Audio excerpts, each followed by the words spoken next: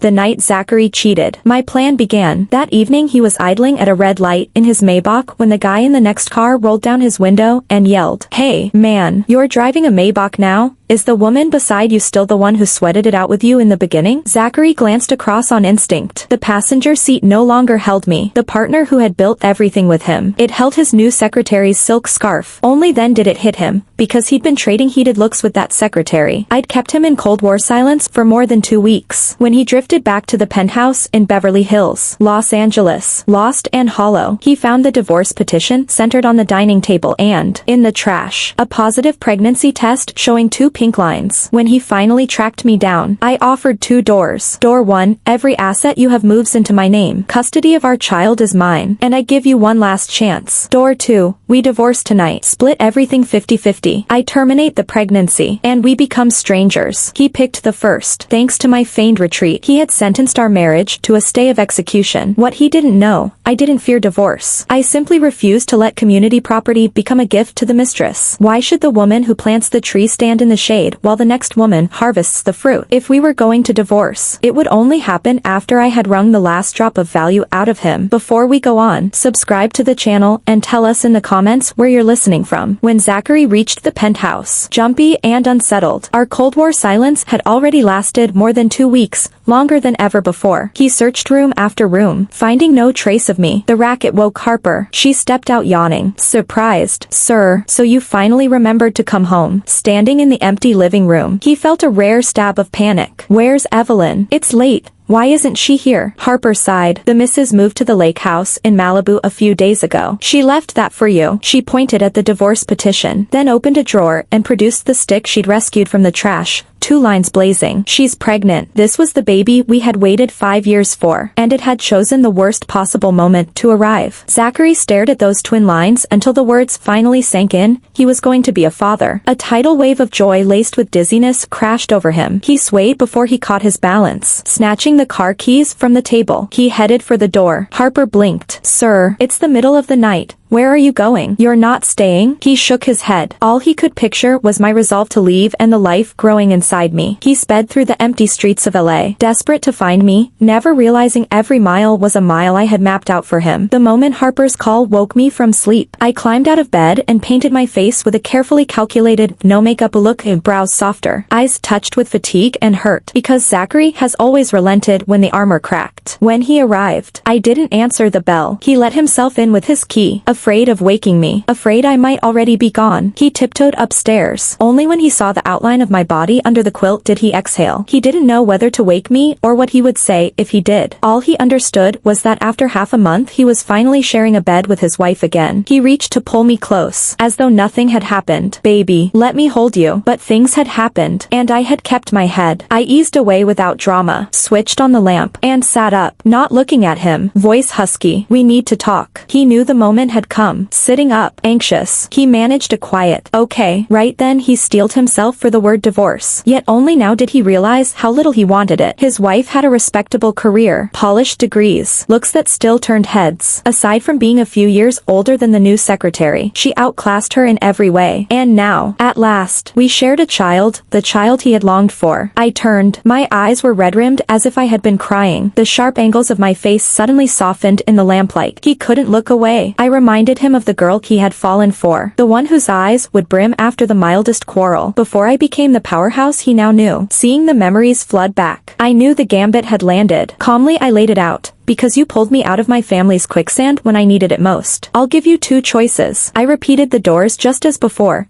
Door 1, show good faith. Ink the settlement that transfers every asset to me and grants me custody. If you cheat again, you walk away penniless. Do that, and I'll carry our child to term under this roof. And I'll call your flirting a momentary lapse. Door 2, we divorce tonight. Split assets. I end the pregnancy, and we become strangers. You can keep your little secretary, and I'll order up escorts and raise a toy boy. Sample the life you seem to crave. He studied the 6-week ultrasound I handed him, lost in thought. On the printout the embryo looked like a bean sprout only 6 weeks along. Probably still unaware of parents or divorce. It simply floated there, feeding, growing, imagining that after a divorce the child would be plucked out by cold forceps and tossed into a bio-waste bin while his wife queued up pretty boys. A wave of regret swamped him. This wasn't worth it. not for a secretary. But if he signed and transferred everything, hadn't he hustled all these years for nothing? He sank into a long silence. Reason told him to negotiate. Not for divorce terms, but for a middle road, stay married, skip the asset transfer. He was terrified that sooner or later he would lose control and end up with empty pockets. Finally he spoke. If you can forgive me this once, I swear we'll make the marriage work. I'll give you half of my shares in sterling right now. I wasn't haggling over vegetables at a market. The instant I haggled, I would cede ground and lose the entire match. I shook my head. Resolute. You broke my trust. I can't believe in a fresh start unless I see the exact proof of sincerity I asked for, but I knew pushing too hard would backfire, so I patted his shoulder. I'll give you 3 days to think it over. When you're ready, let me know. The moment the words left my mouth, I shook off his pleading and moved into the guest room. If I'd sobbed and begged him to stay, he wouldn't have felt guilty or moved. He'd have decided I was cheap, unable to live without him. Instead, by keeping him at arm's length, I would make me impossible to forget, impossible to drop, impossible to figure out. The next morning I did something rare. I gave myself the day off and slept until I woke naturally. When I drifted into the kitchen for breakfast, Zachary, who was never still home this late, was sitting at the table. Spread before him were all the morning dishes I used to love. Clearly, he wanted a second round of talks, because I held the leverage. What should have been a quick divorce negotiation had turned into a drawn-out tug-of-war, maddening. Sure enough, after breakfast he spoke. He dropped to one knee beside my chair, brushed a kiss across my knuckles, and tried soft, coaxing words. Honey, I know I messed up. It was a moment of impulse. The one I love is still you. I never even booked a hotel tryst with her. Forgive me just this once. But that wasn't the truth. Last night, I'd studied the psychology of male infidelity cover to cover. It said men don't cheat on impulse. They understand the fallout perfectly. It's a choice made after weighing the pros and cons. Maybe the money he'd raked in these past years had gone to his head. Convincing him divorce would be no big deal. Emboldening a little secretary to dance in front of me. Had he gone all in, committed to that woman, divorced me for her without looking back, I might have respected him as a man. Yet he wanted both. The thrill of the fresh young secretary, and the comfort of wife and child at home. Greed like that didn't deserve an ounce of mercy from me. I didn't bend. After dabbing soy sauce from my lips, I leaned back comfortably. My terms stay the same. As the saying goes, once disloyal, forever useless. Giving you one chance is already more than fair. Think it over. Seeing I wouldn't budge, Zachary left the villa without another word and drove to the office. When Serena heard, she sent me advice. Evelyn, just divorce him. I'll set you up with a gorgeous younger guy. What's the point of choking on half-cooked rice? I laughed at her naivete. Silly. If I step aside now, I'm handing the vixen a free win. Even if I leave, it'll be after I've squeezed every last drop of value out of him. I'd thought it through. I was pushing 30. This pregnancy was hard one. I would keep the baby, which meant custody would be the battleground. Lily was my only child and his. Once we divorced, he would fight me for her. And with his money and connections, I might lose.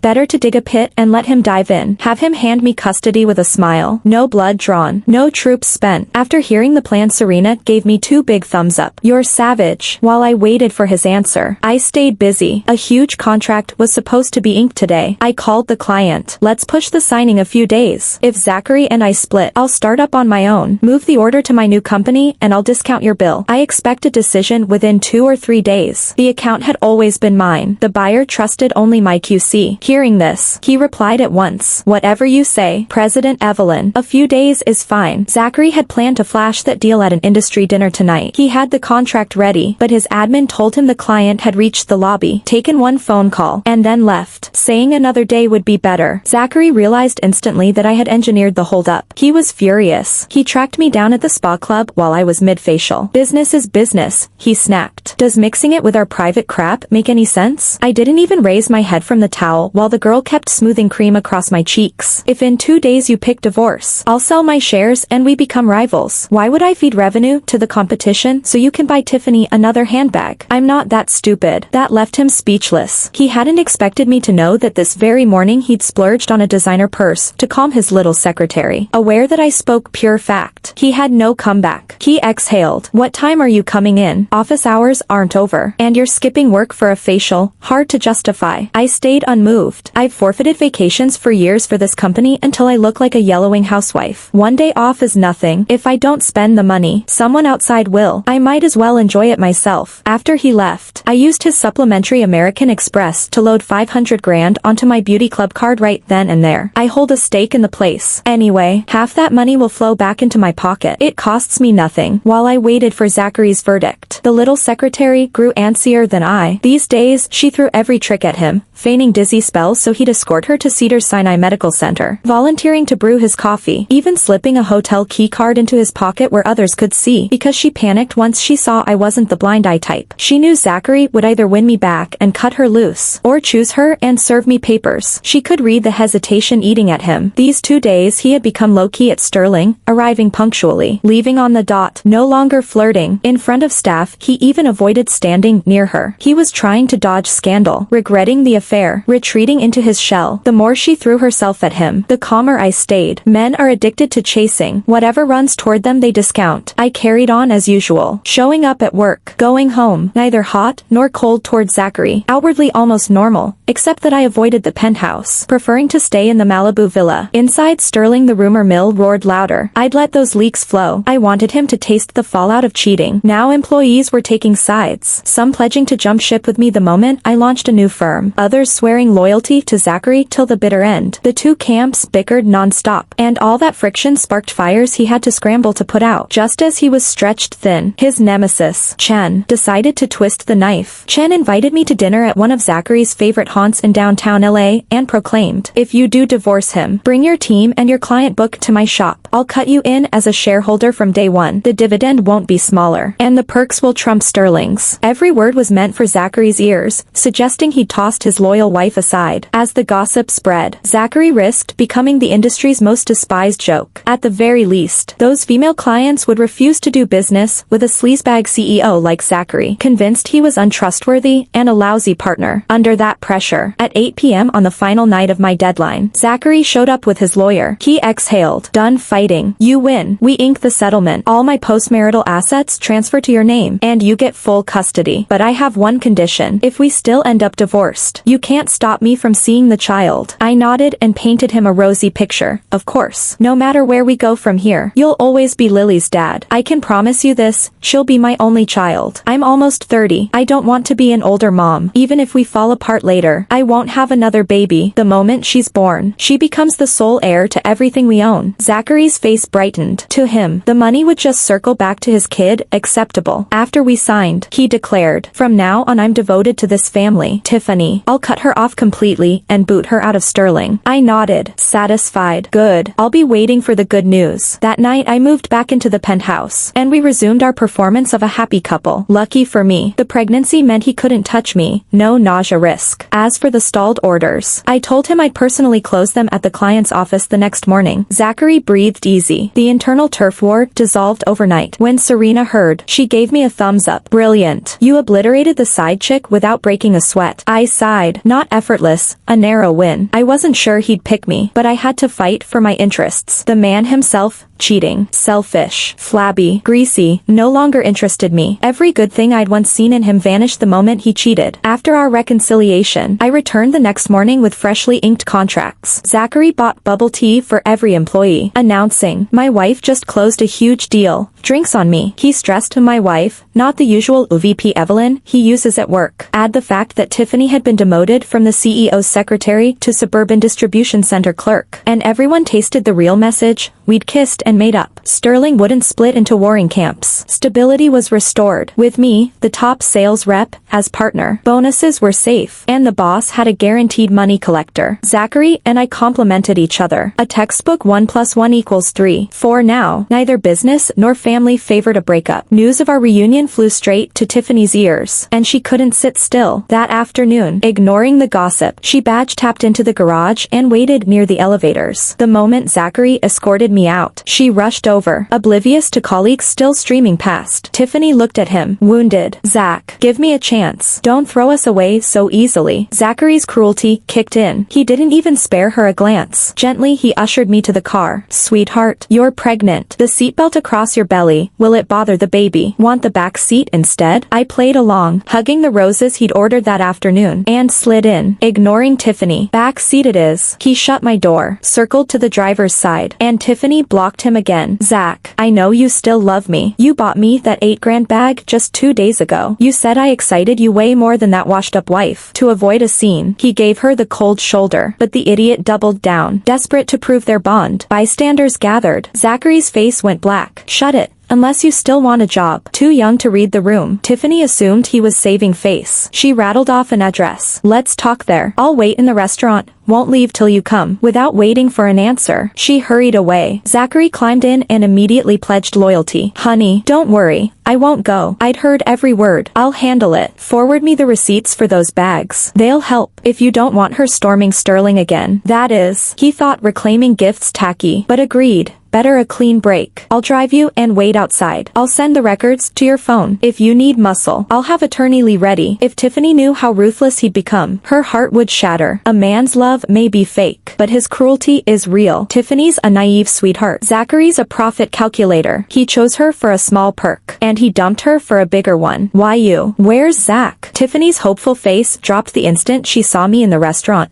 Quicker than a mask change. Zachary doesn't want to see you. He handed the matter to me. I signaled the waiter for hot milk. You think you've won. You're just pregnant. That's the only reason he hasn't divorced you. He still loves me. My pregnancy hit her hard. She lashed out, hoping to score a point. Have some shame. A side piece barking at the legal wife? How do you manage the nerve? Her yapping gave me a headache. I couldn't fathom what Zachary had seen in her. Zero brain. Decorative face only. So I'm the mistress. So what? At least he loves me. He calls me cute. Lively. When's the last time he praised you? He doesn't love you anymore. Let him go. Give him to me and I'll make sure you get a fat settlement. Love. He was merely mildly curious.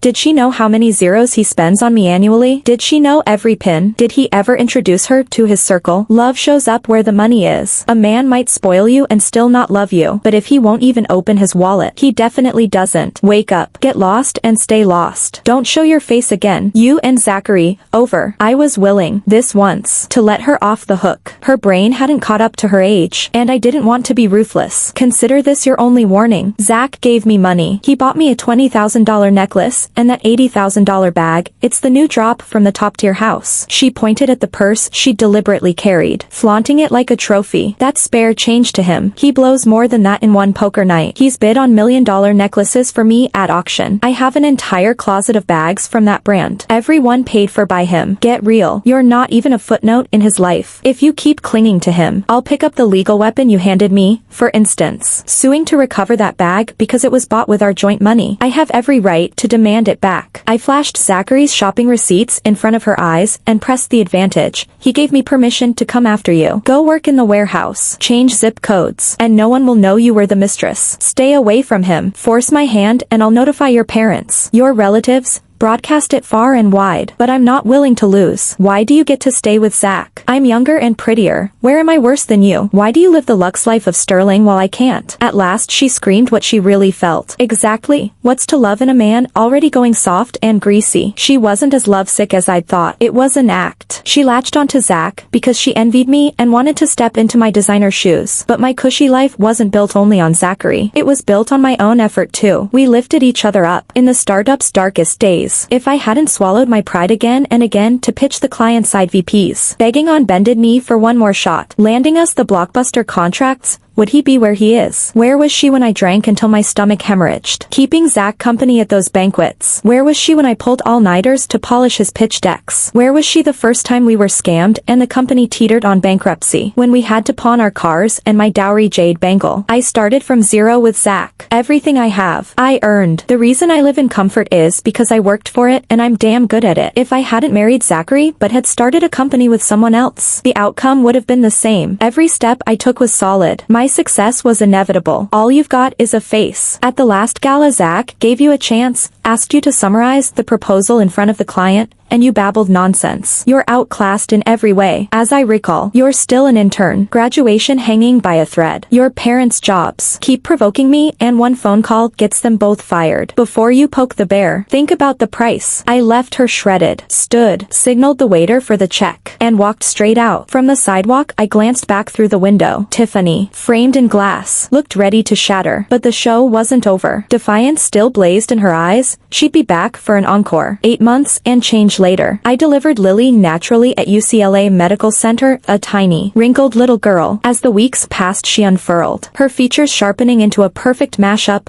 My wide eyes and bone structure. Zachary's straight nose and thick dark hair. Zachary was besotted. He couldn't hold her enough. Ready to hand her the moon and every star in the sky. At the 1-month banquet, Tiffany resurfaced. This time on the arm of one of Zachary's business partners. White. Those 8 months had burned her. Unable to stay beneath my radar. She'd changed jobs. Failing to hook Zach. She aimed lower and netted White, twice divorced. 40-something. With enough legitimate and illegitimate kids to fill a mahjong table. When a young beauty threw herself at him, he obliged. He was already serious enough to bring her to Lily's party. Tiffany's face had changed even more than her resume. To lure her next mark, she'd flown abroad for a full plastic surgery overhaul. Jaw shaved, nose bridged, breasts and backside padded. She looked sculpted, striking, and nothing like the girl she'd been. When she spotted me, she sauntered over. Smile dripping venom. Evelyn, surprised to see me again? I cooed at the baby in my arms, leaving Tiffany no dignity.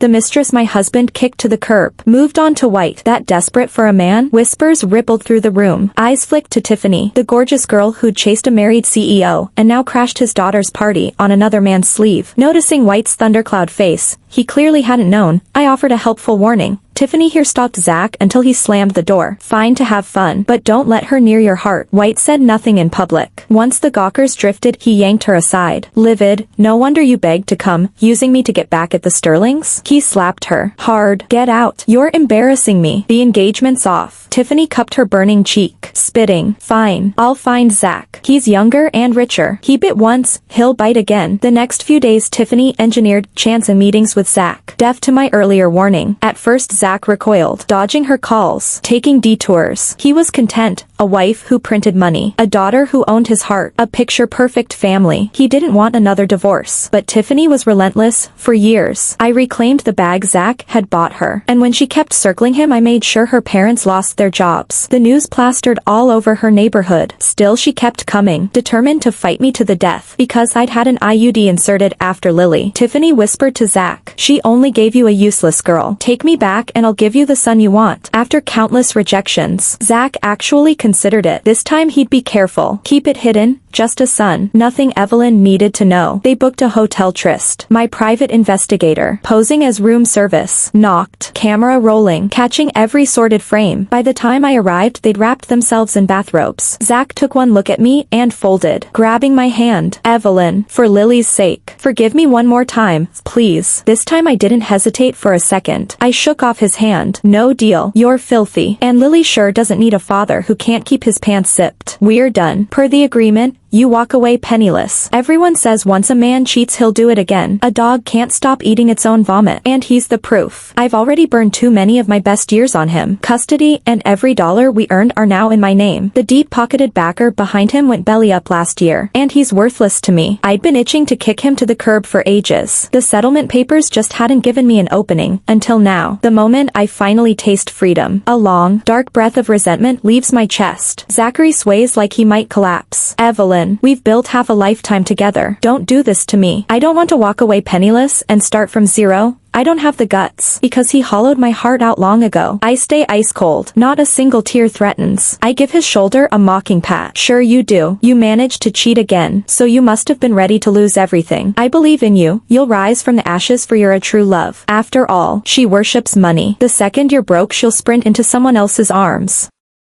Later, every syllable I flung at him comes true. After the ink on the divorce petition dries, Zachary, now flat broke, rushes to Tiffany, glowing. Sweetheart, I've lost it all for you, but at last I can love you properly. Give me a son. Tiffany always figured, walk away penniless, was just courtroom theater. When she realizes it's literal, her face freezes. She pats him down from head to pocket, confirming 0 assets, and a fresh diabetes diagnosis. then shoves him toward the hallway. You're practically homeless and you want a baby. Can you even afford diapers? Get lost. Zachary gapes. But you said you loved me. Tiffany rolls her eyes and begins the roast. Love what? Your middle-aged grease gut, your empty wallet and your blood sugar needles. Wake up. I loved your money. Without it, you're nothing. She slams the door in his face. Through the wood. Zachary finally understands. Tiffany never loved him. It was all a con. Yet for that gold digger he threw away the best wife he'll ever have, and sweet Lily. He begs Sterling's security to let him upstairs so he can talk me into a reunion. Each time I signal the guards to escort him out. If even Tiffany, worth less than zero, won't keep him. What makes him think I still want the scum? Father be gone. Daughter stay. That's plenty. When I need a boyfriend I'll date someone a decade younger, prettier, and nowhere near as greedy. Keen to stage a comeback. Zachary borrows from every friend who still answers his calls and cobbles together seed money. Yet the minute his startup opens its doors, clients vanish. I've already locked up the local market with deeper pockets and lower bids. Why sign with a divorced, broke, scandal-laden wannabe when Sterling offers rock-bottom prices and bulletproof logistics? Within months the venture folds. Friendships fracture, lawsuits pile up, and a court labels him a judgment debtor. So much for any second-act miracle. The year Lily turns 10 we spot Zachary on a street corner in downtown LA. He looks 20 years older, running a street stall, lucky to clear $90 on a good day. The second a city inspector appears he bolts like a bird startled by a bowstring. Reflexes carved from countless chases glint in his skittish eyes. The old swagger long dead. Lily recognizes him and calls, "Dad." His shoulders tremble, but he never turns, pretending he didn't hear as he vanishes into the crowd. He feels too ashamed to face her, promising himself he will. Once he stages that comeback, the day never comes. Under my guidance Lily excels, level 10 piano, near perfect IELTS scores. On her 18th birthday ceremony Zachary slips into the back row of the auditorium. From a distance he watches our radiant daughter, too humiliated to step closer. Years of failure have proven how brutal a comeback can be. Tears stream down his face. He once owned a proud family and a brilliant child. Greed cost him everything, and now he hasn't the courage to claim her. He worries that if people discover Lily has a father like him, they'll look down on her. After Lily leaves for college overseas, their paths barely cross. Zachary stops seeking me out. He's grown used to scrambling for day labor and to the bitter taste of mediocrity. A traffic accident ends his life. No will, no note, no kin. I skip the funeral, asking only that Lily handle the basics. He did. After all, once cradle her with real love. Lily's feelings are tangled. He reaped what he sowed. Yet the waste of a life stings. He once had more wealth than most dare dream. One wrong step led to another. I offered him a chance at redemption and he spit on it. After his burial I never visit. He became the stranger I used to know. As for Tiffany, the years have been no kinder. Desperate for a shortcut to the high life, she turns professional mistress, orbiting whichever wallet glows brightest, yet never sealing the diamond ring deal. Age creeps up. A nasty STD follows. One by one the men evaporate. She dies alone in a hospital ward. Her parents too ashamed to claim her body. Whether she regretted her choices, I can't say. But if Zachary's ghost listens, he surely curses the day he tangled with her. How a glittering life can rot into ruin. Yet if is a worthless word. Wrong is wrong, and the bill always comes due. Thanks for listening to today's story. If you liked the video, please give it a thumbs up and share it with friends. We'd love to hear your thoughts in the comments. Don't forget to subscribe for more gripping tales. See you next time.